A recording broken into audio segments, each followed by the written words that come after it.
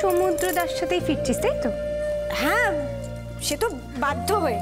মানে আমার কি মন থেকে ওর সাথে ফিরতে ইচ্ছে করছে নাকি? ও তো এখন আমার কাছে একটা পরপুরুষ। ওর তো কদিন বাদে বিয়ে।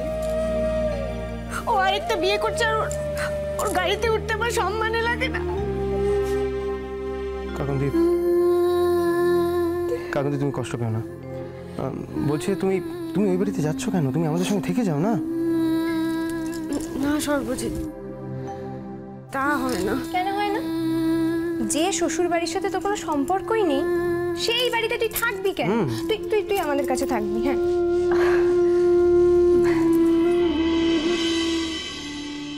কারণ আমি ওকে ছেড়ে থাকতে পারবোই না।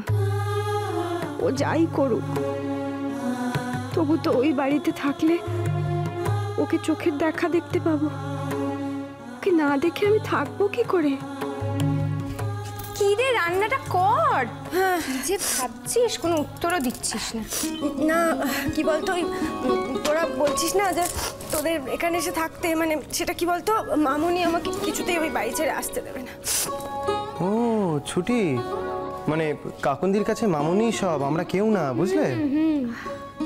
আচ্ছা কাকুন্দি, মানে তুমি আমায় একটা কথা বলো, যে শ্বশুর বাড়ির সঙ্গে তোমার কোনো সম্পর্ক নেই, তুমি তাদের কথা শুনছো কেন?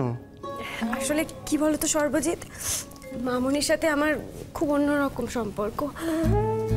আজ আজ আমার সাথে যেটা ঘটছে, সেটা তো একটা সময় মামুনির সাথেও ঘটেছিল। তাই এখন যদি আমি মামুনিকে ছেড়ে দিয়ে চলে আসি, মামুনি বড্ড একা হয়ে যাবে। আচ্ছা, ও ছুটি, ওই কথাটা তো বলতেই ভুলে গেছি। বলো। কাকুন্দি, সমুদ্রদা না আমাদের ওই দিন নেমন্তন্ন করেছে।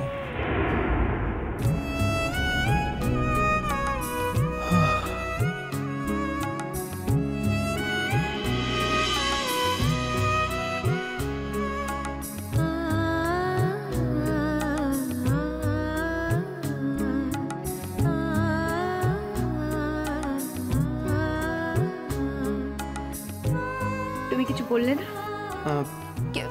কি বলবে বলতো? আসলে সমুদ্রদা আমাদের এত উপকার করে, এভাবে কি মুখের ওপর না বলা যায়? ও, তার মানে তোরাও সেদিন যাচ্ছিস, তাই তো? আমি জানি না তোমার সাথে কি কথা হয়েছে গো। আমার দেখো, মানে সমুদ্রদার ব্যাপারে আমি যাব না সেটা তো হতে পারে না, তাই না? হ্যাঁ, তা তো বটে, তা তো বটে। দিদিকে সমুদ্রদাই তো তোদের সব।